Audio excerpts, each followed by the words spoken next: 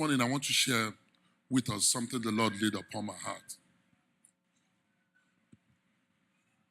And the title of the message is, He gave gifts to men. And of course, we've just listened to this. He gave gifts to men. I want you to try and follow me.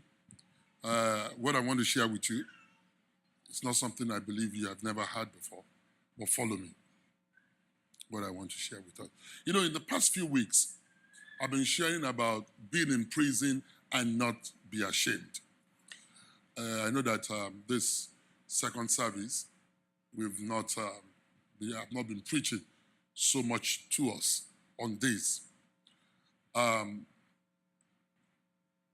Ephesians, we are dealing with the book of Ephesians, chapter 4. I talked about being in prison. We talked about this a little bit last week. But let's go a little bit deeper and then we'll go in different direction. Trust me, you don't know where I'm going. I, therefore, the prisoner of the Lord, beseech you to walk worthy of the calling which you were called. I, therefore, Paul talking, he said he's a prisoner. And let's go on to verse 7. But to each one of us, grace was given according to the measure of Christ's gift. Grace was given according to the measure of Christ's gift. That is, Christ gave us a gift. A gift is something that we do not deserve. It's something given voluntarily, without payment in return. It's something bestowed upon us. It's something acquired without any particular effort by the recipient, without it being earned. So a gift is not what you earn, it's something that is just bestowed upon you. And so Christ gave us the gift. And so I've shared this one with us. Let's look at the next thing that he said. He ascended on high and he led captivity captive and gave gifts to men. I've shared this, let me explain it again. He led captivity, those who are in captivity, he led them to become his own captive. So it means being in captivity is the same thing as being a prisoner. So those who are prisoners in the kingdom of darkness, he now made them his own prisoner. And that's why I've been talking about being in prison, but not ashamed of being in prison. I'm going somewhere today. Please just follow me. One of the things, as I go on, I want to lay this foundation. That there are five categories of people in this world, or maybe more, but let's look at 5. The first category are the poor people. I'm talking about prosperity now. Number 2, second category, are those who are just getting by. They're a step higher than poor. They're those who are comfortable. And then there's the rich, and then there's the wealthy. And then there is another category of people, and those people are the people I call flourishing. The first group is the poor. The second group is those who are just getting by. The third group is the people who are comfortable. The fourth group is the rich and the wealthy. How you know you are rich and wealthy is that while you are sleeping, your money is still making money for you. Then there is the flourishing. I want to tell us today that Jesus Christ died, that we will be the 5th category, the flourishing. He wants us to flourish. That's what he wants us to do. And so God wants us to have life and to have a life that is more abundant. That's how I know that God wants us to flourish. He says, I have come to give you life, not just any life, but the life that is more abundant. And also he says, I will anoint your head. Your cup will run over. Overflowing means excess. So that is God's plan for you and me. But you say, but I'm still poor. I'm still trying to get by. Yes, because he did one thing. When he brought us out of the darkness and brought us into his own marvelous light, this is what the Bible says to us. Look at this in Ephesians chapter 7. To each one he gave grace, ability to function, ability to do that which he had given to us, grace. According to the measure of the gift that he has given to us. Therefore, he says, He ascended on high and he led captivity captive. And the next thing the Bible says is that he gave gift to men. Let's look at verse 11. He himself gave some to be apostles. These are the gifts that he gave to us. He expects that we will flourish with our gifts, that when we maximize the gift that he has given to us, hence we will flourish. He gave some apostles. He gave some prophets. He gave some evangelists and some pastors and some teachers. Let's go to first, please remember this, and then this is where we're going to come and the rubber will meet the road here. 1 Peter chapter 2. 1 Peter chapter 2 is one of my favorite passages in the Bible. In actual fact, my business was set up on, I have a business that is set up on this verse. This is it. Look at what it says. It says, but you are a chosen generation. This is what the Bible called you and me. It says, we are God's chosen generation. The next thing it said is that it says we are royal priesthood. I want everybody to say royal priesthood, please. Please say it one more time. It says we are royal priesthood, and that is very significant because normally when you are royalty, you cannot be priest. There are two parallel tracks. So, but it says that he has now made you and me to have royalty and have priesthood.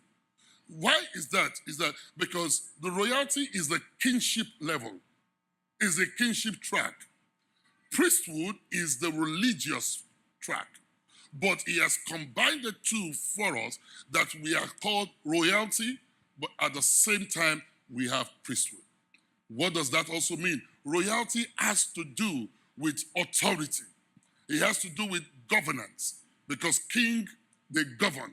They give orders. They have people in authority. So he expects you and me to be in authority. So this is the way you can say it. Look, it's like I can stride this. I have one leg on one side for royalty. I have another leg on the other side for priesthood. So God expects you and me to be able to function as priests. He expects us also to function in governance. He expects us to function in authority. He expects us not only to be in priesthood and not be in royalty. He has given us the grace and the gift for us to function in the two. But then he went on to say, we are a holy nation. A holy nation simply means, the word holy there means separated. The word holy there means sacred, set apart. So that we have been a nation that has been set apart. And when it says a nation, it means we who are believers. It means the church. The word church means it's not a building. The word church means the ecclesias, the called out people. So every one of us, we are the church. The church is not a building. The church is the called out people. He called us out of, we will read it now. So then he went on to say, we are his own special people. The word his own special people means we are, another translation says we are what? Peculiar people. Peculiar people, distinct people. People who are distinct. People who, one of the things that are peculiar is the diamond. You don't see diamond all over the place. You don't pick up diamonds like stones. So it says that we are his peculiar people. We are different from everybody. How are we different? We are different because we are now the children of God. And then he went on to say his own special people, which means his own peculiar people. When you are special, it's different. You are not ordinary when you say somebody is special. So that you may proclaim the praises of him. So he made us his own special people. He made us his own peculiar people. He made us a holy nation. He made us royal priesthood. He made us all of these things. How did he do that? By dying for us. But look at what it says. He wants you and me to proclaim the praises of him. What does that mean? It means, number one, for us to thank him for it, to worship him, to praise him, and all of those things. But the flip side of this is that when people see our lives, they will give praises to him. When they see how our lives have turned out, they will give praises to him. If you are poor, nobody's going to give praise. How can anybody give praise? I say, look how poor this person is. Praise God. Thank God for this life. He's so poor. If you're hiking out of life, no one is going to give praise. Thank God. He's just struggling through life. That's why I said his plan is for us to flourish. Because when they see us flourish and they know that we are believers, then they can give praises to our God for what he has done for us. Look at what he says. Who has called you out of darkness into his marvelous light? He called us out of darkness. What's darkness? Darkness is the kingdom of the enemy.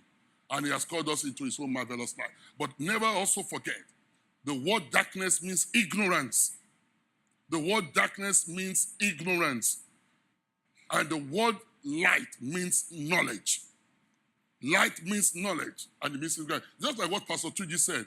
Of course, I saw the video. It was all over the internet about how people were bowing down at a cow. Oh, my God. Somebody said something to me. He says, Suya is stepping upon people.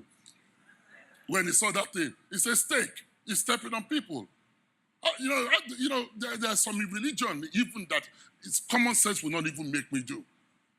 How many people saw that video? Of people were bowing down, and the cow was putting leg on them.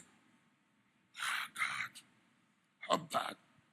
Like, I thought, where I come from, we call it normal. Normal is stepping on people. But anyway, that's not where I'm going. It has nothing to do with me. But anyway, so God has called you and me to flourish.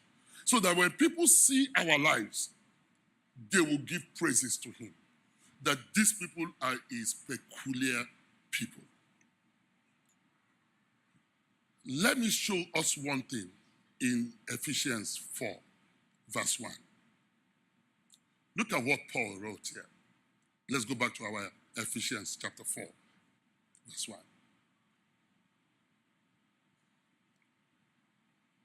Therefore, I, a prisoner, been talking about this for about 6 weeks, of the Lord. Let's read the next thing that it said, please. Let's read it together. Let's read it.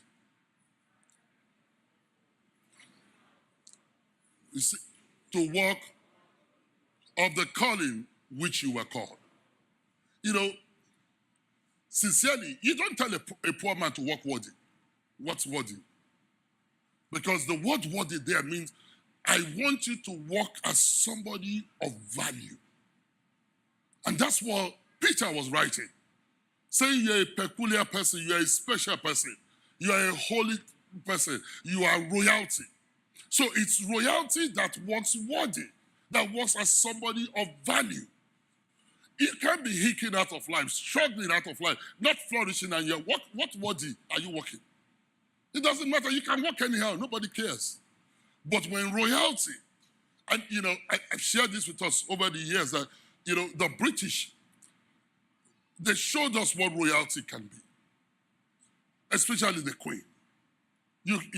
I remember that they said the other day, I've forgotten one of the people who went to see the Queen, and you know how you put your hand on the back of somebody for the person to go in front of you. And, she just wanted the Queen to say, oh, you can go. I wanted to touch the back of the Queen. You know how you say? They said the security people froze. They wanted to hold the person, and you don't do that.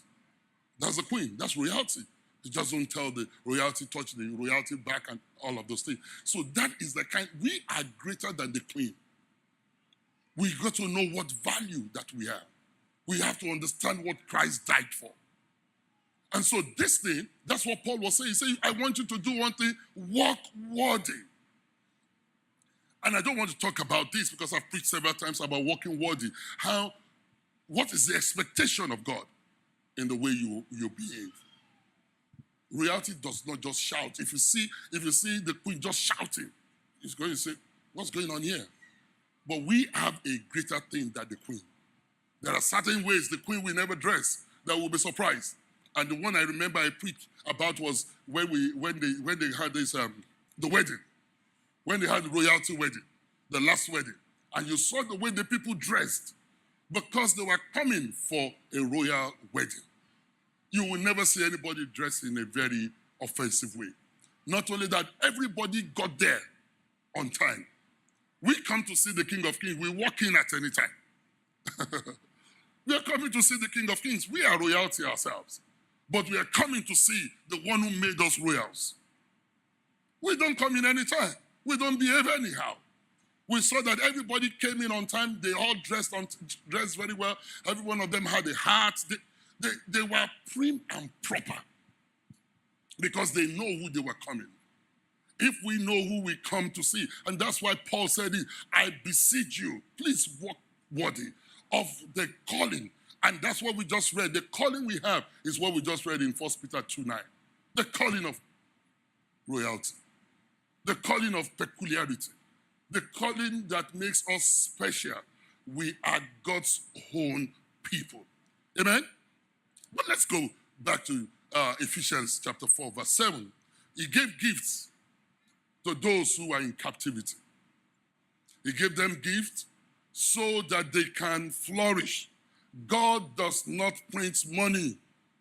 What God gives us is gift. It's our gift that makes room for us. It's our gift that opens doors for us. It's our gift that will make us flourish. And so the video we'll listen to, I purposely showed that video for one reason, for you to see what seems to be insignificant. Because one of the problems with many of us is that we know what we are gifted to. We know what we do easily that other people struggle with. But most of the time, we look down at it. So somebody cuts here and makes $1 million. That does not look like a bad money. He cuts grass. Many of us, people like me, I went to college, and after I left college, I studied the English language, and I felt that there were some things I couldn't do. But yes, I ended up being a teacher, and being a teacher is not a bad thing, but I didn't study education. So, you being a graduate does not mean what he has done for you is for you that whatever gifting that you have is supposed to sharpen it. So many people look down on what they will have done that will have prospered them, but they feel, I can't do this one. Sharing with the workers on Friday about one of our members, Kelvin. He's no more here. If that guy arranges this church, if he arranges this church, you would like to see that after you see him. He's just a talented person when it has to do with organizing. He's trying to become a doctor. But maybe that's not what he's supposed to be. It's just to get into a business where he arranges things. He comes to my house and arranges my closet. After he arranges my closet, I find it difficult to want to take anything out because it looks like as if that this is a Gap shop, Gap store. Everything prim and proper.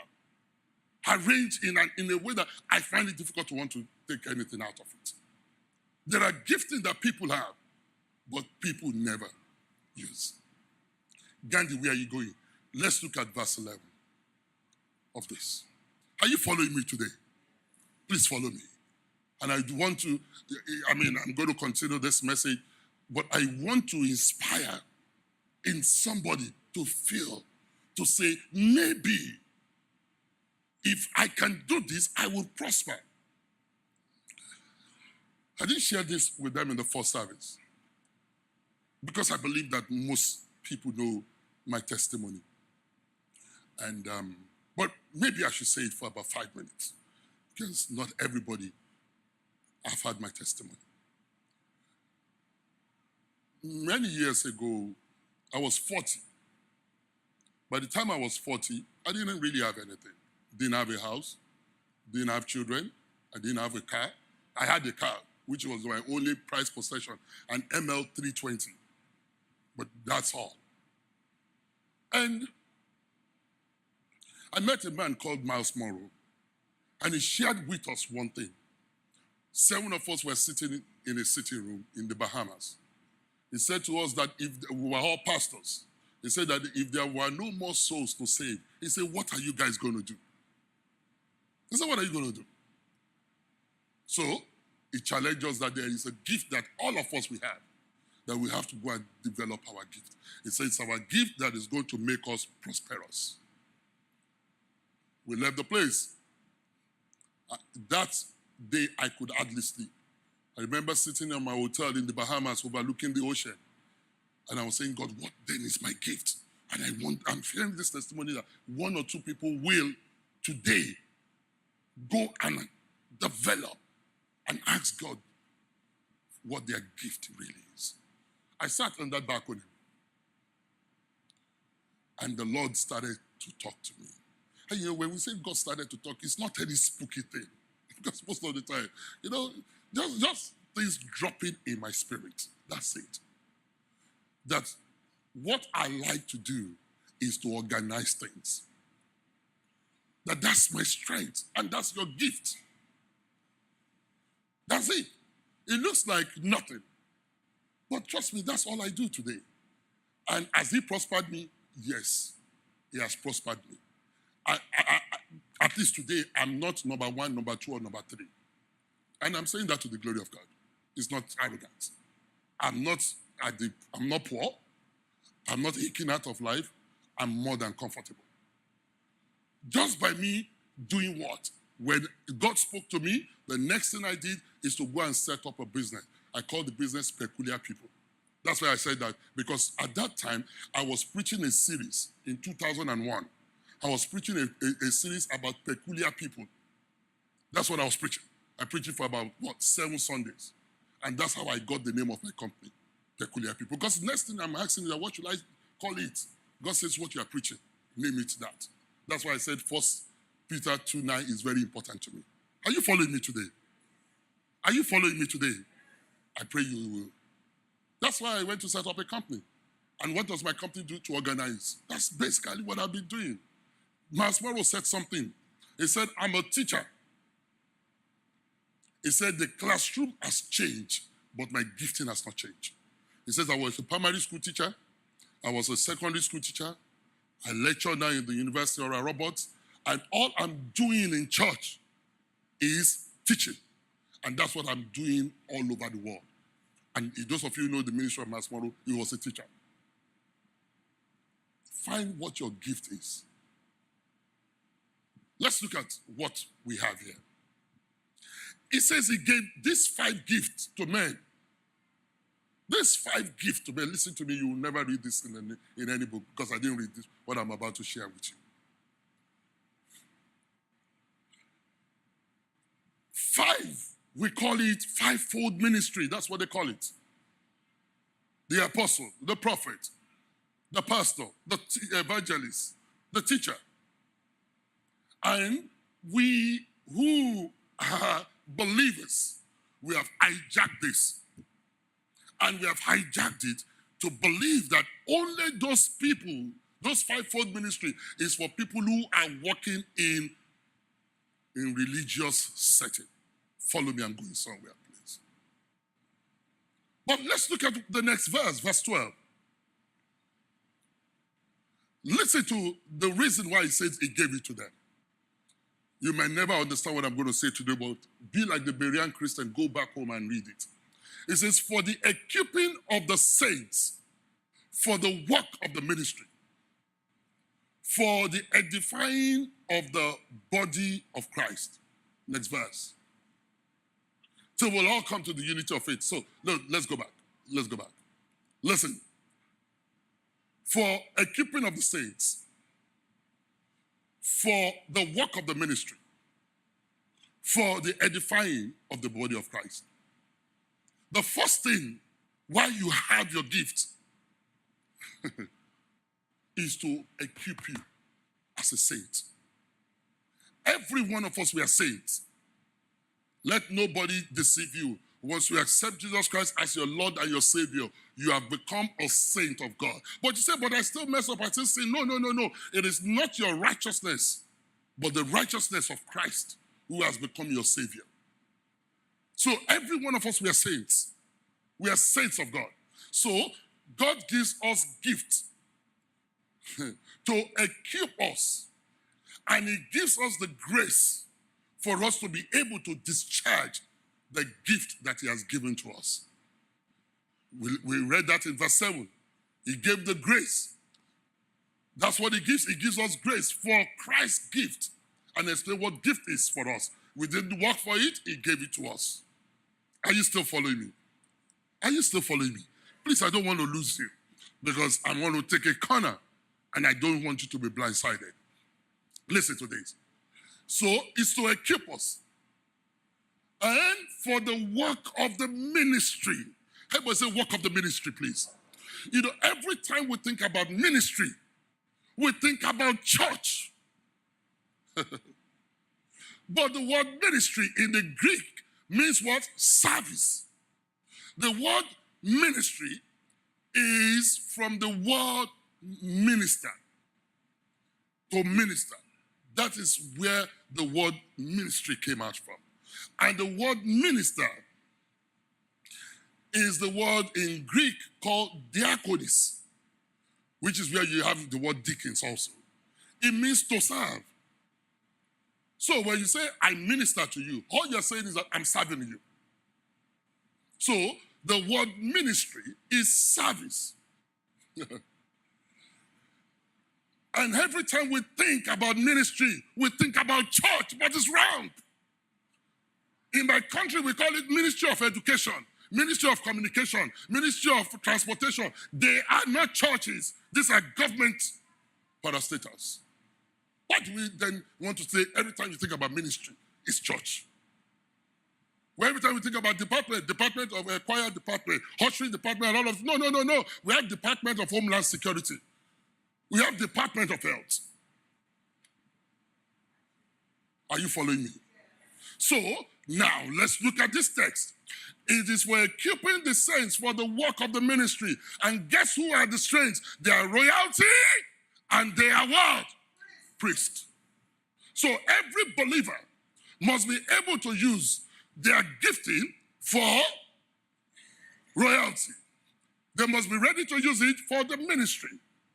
But what we have taught the people is how to use it only for ministry and for them not to be able to use it for royalty. Are you following me? So the service is not only for church, because it didn't say anything like church here. In actual fact, the church is not a building. The church is a people. The word church means the ecclesias. I say this all the time. It means ecclesias. Ecclesias means the called out people, which is what we read in First Peter 2:9. He called us out of darkness. That is the word ecclesias. Called us out of darkness into his marvelous light. So the called out people are the church. You and me, he called us out of darkness. The kingdom of the enemy or the devil, he called us into his marvelous light. Are you following me today? 5 people. I don't want to lose you. Listen to me. So he called some apostle. Who is an apostle?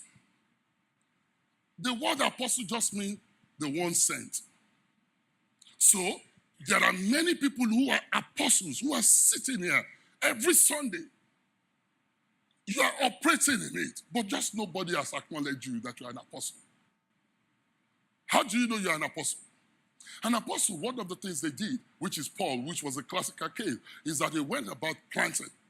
So if you have the gift of starting things, you are an apostle. You are just an apostle in the marketplace. You are the apostle in the business world. And so the people might not, because now we always think about apostle, evangelists, pastors, and all of those things only in terms. But in the original Greek, that is not what it was. Maybe many people never know. Don't forget that the Bible was never handed over to us by Jesus. All right. The Bible was never handed over to us by Jesus. Jesus didn't hand over the Bible to us. Didn't. Many years after Jesus died, the people who were the religious leaders at that time, they came together in what is called canonization. They came together and they decided that they were going to choose from the books of Moses. That's why at times you have some people say 7 books of Moses, but we only have 5 in the Bible. They chose all the different ones. They chose Job's writing, they chose Peter's writing, John's writing, the life of Jesus Christ and all of those. They are the people who put it together to have the Bible that we have today. The religious leaders at that time. That's how we got the Bible. Are you still with me? Because it's important. That's how we got the Bible. There were many things they left out because they could not authenticate whether the people who wrote it, whether they were factual or not. So that's why you see some Bibles have the Maccabees, and there's a name. There's a name they call the ones that were excluded. Huh? No. Huh? What is it? Thank you. God bless you. It's called the Apocrypha. The word Apocrypha means cannot be authenticated. So you see some Bibles, they say something and the Apocrypha. So the Apocrypha just means what cannot be authenticated. The source cannot be authenticated. So they left out the Apocrypha. So out of it, so that's why you find out that they say, oh, somebody says, I have the 7 books of Moses. All you have in the Bible. No. What happened is that, don't forget, the Bible is by the inspiration of God. People put pen because the Holy Spirit inspired them. And so the leaders, the church leaders at that time, they gathered together and they decided that we will have Genesis, Exodus, Numbers, Deuteronomy, and all of those things. We will have them. And that this will now become the official book of our Lord. That's how it happened. Are you following me? So when they wrote those things, the writings of Paul and all of those things, they combine it together. And that's how we have what we call the Bible. So what am I trying to say? So the work of the ministry that Paul wrote, we cannot say that all he meant was the church. But what has happened is that this is the way the church has presented it to us. That's the way the church has presented it to us. So we have people who are apostles. They have the ability to build up. They have the ability to develop things. They have the ability to lay foundations of things. They are good starters. If you are any of those things that I've said, you are an apostle. That's the gift that God has given to you. And so you've got to work on the gift of your apostolic calling. So nobody might call you apostle this. No, you don't need that calling to operate in it. And then we have the people in the world. They're operating in this gift. They don't even know the Lord, but they're operating in this gift without them knowing that they're operating in the gift. The next one is prophetic. What's being prophetic? Prophetic means the ability to proclaim a message from God. Those are who they were called the prophets. There are people who are prophetic in what they are doing. In their lives, how do you know who they are? How do you know that you are prophetic? You are able to foretell what the future will be. This is not psychical. I'm not talking about psychic. You don't believe in that. Those who are psychic and are stargazers, the Bible says they should even be stoned. That's not what I'm talking about. But there are some people who, they just know that, if you do this, this is how this thing will be. If you do this, this is what we'll do. They are people who have ideas. They have ideas. Some people don't have ideas. And you know some people who have what? Ideas. They just always come to you with ideas. They always have one idea or the other. The reason is that because they are prophetic. But the church has made sure that those people did not discover their gift. Because they believe that the only way you will be prophetic is if you come into ministry. But there is ministry out there for us to do. Ministry just means service. That's all. That's the English of it. Service. So you could serve this gift where you are. You don't have to only serve it in church. You can serve it wherever you are. So if you know people who can tell you, they will tell you what to do. They will tell you if you do it like this, if you do it like this, it will work.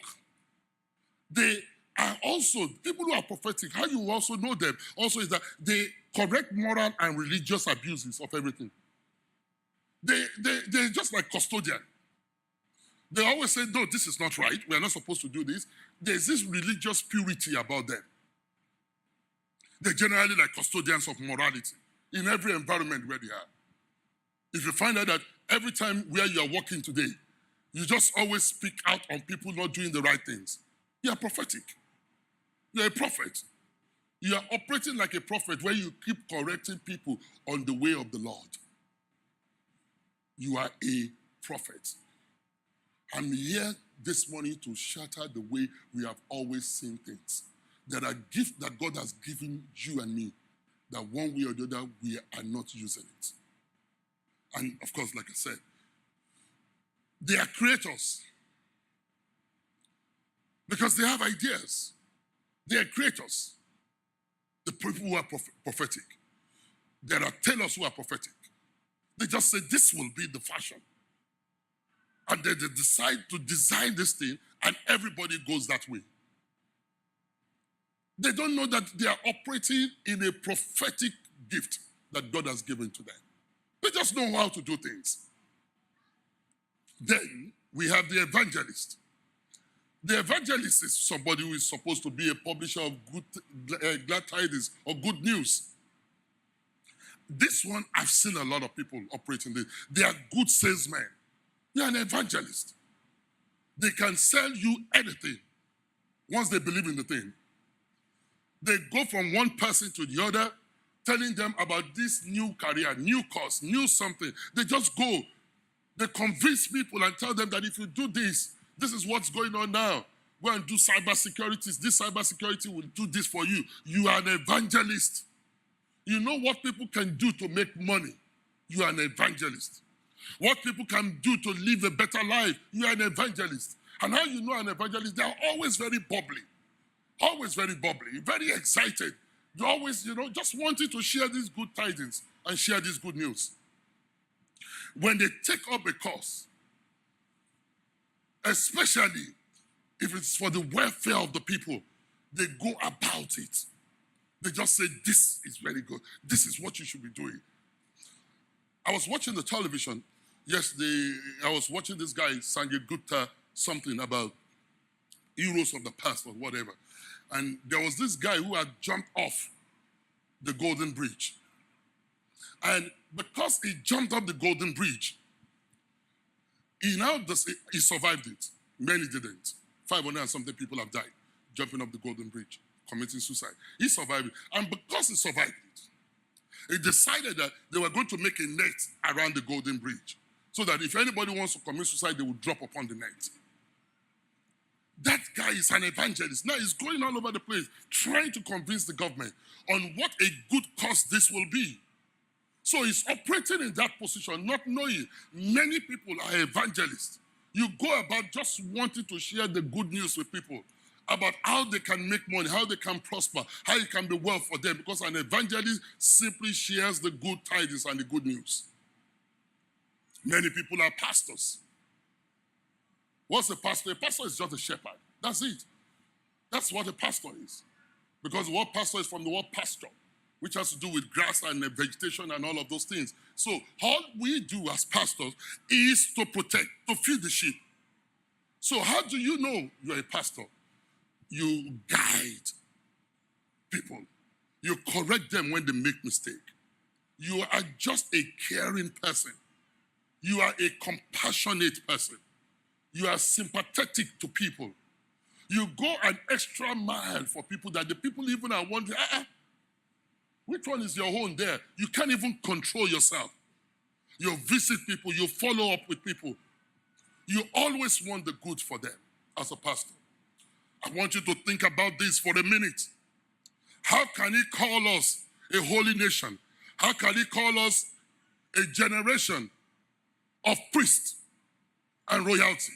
And then every time you have one pastor to 5,000 people, there is an anomaly with that. He has called each and every one of us to be priests. It's for every priest to know which one is his calling, whether it's an apostolic, whether it's a prophetic, whether it's pastoral, whether it's evangelistic, or whether it's a teaching ministry. Every one of us has a service, and it is in this gift that you will prosper. It is you discovering it and expanding it. It's you knowing that, you know what, I have a ministry of compassion. And so I have a pastoral calling. And so what I'm going to set up, the business I'm going to follow, is this business of setting up a home, setting up this one, because I have a compassionate heart. Every time somebody is not in his gifting, you find out that you struggle in it. The way I explain it is like this. When you use what they used to call the hair, what's it called? Huh?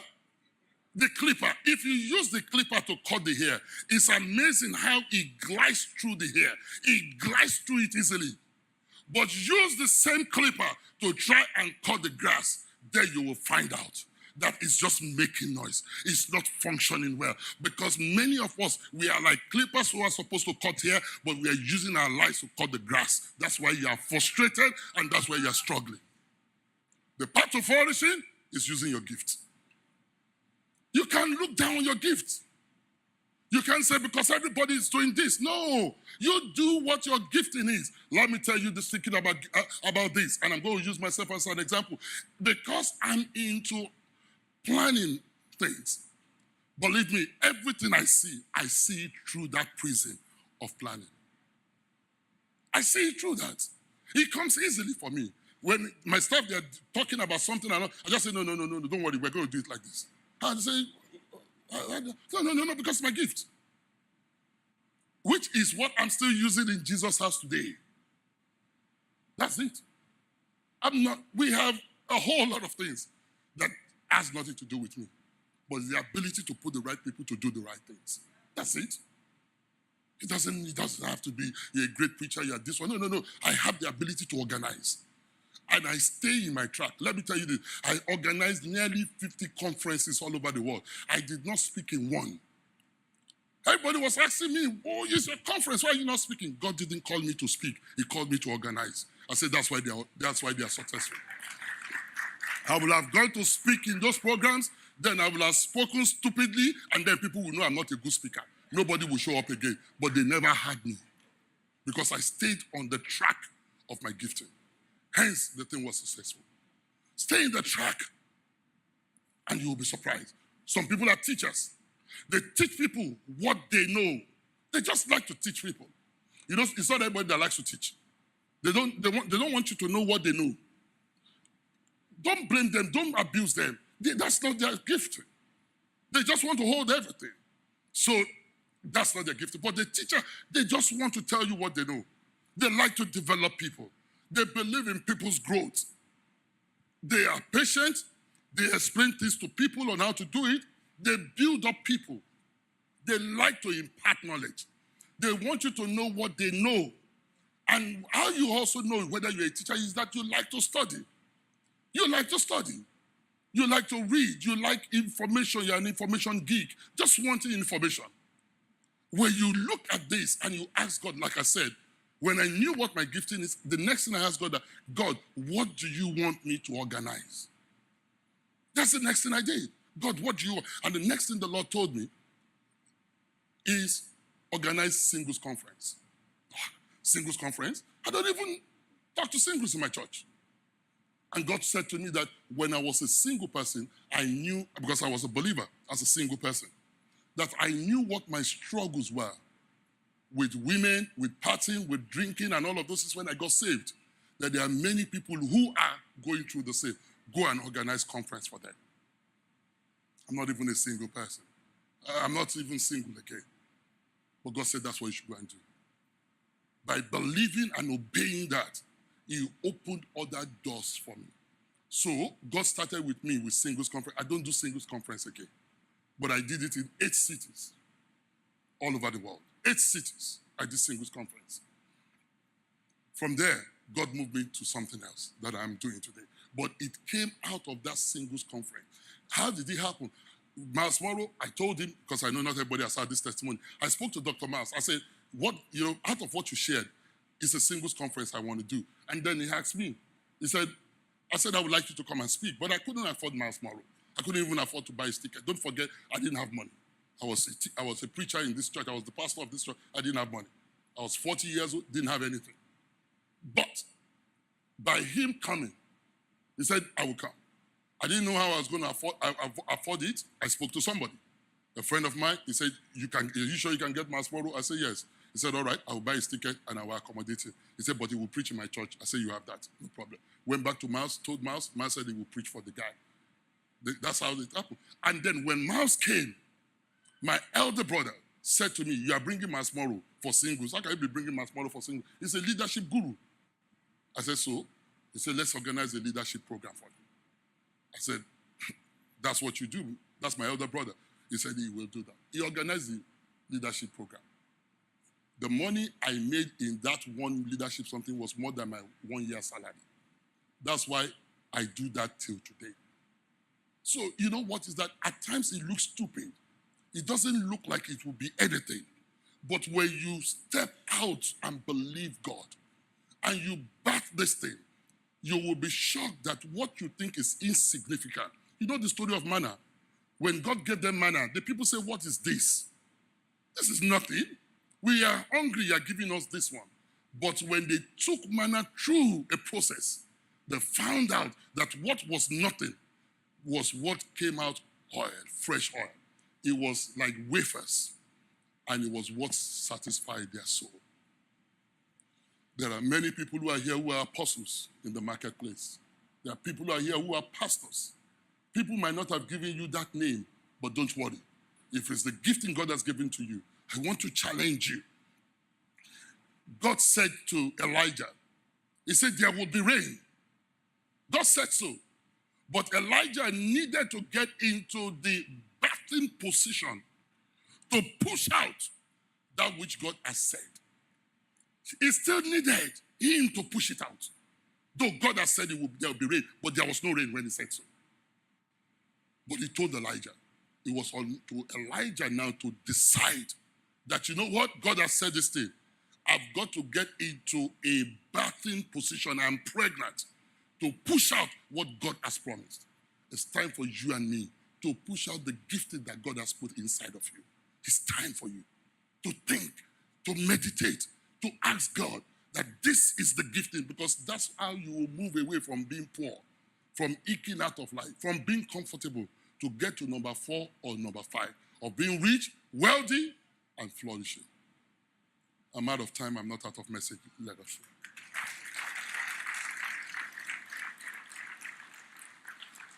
Heavenly Father, once again, we thank you. Lord, I've shared the things you laid upon my heart. Expand it in their hearts. There are people who are sitting here today who are looking down on the gifting that you have given to them, who are discarding the gift of their life. Heavenly Father, I've sown a seed in their hearts. Give them the grace, like you promised in your word, to take all of this to the next level. Let them become the best. Let out of this word that we have shared, let greatness start. In the mighty name of Jesus. There are apostles here in the marketplace. There are evangelists here. Heavenly Father, you've given them the gift of evangelistic thing, for them to set up things, to make noise with people, to tell people about things.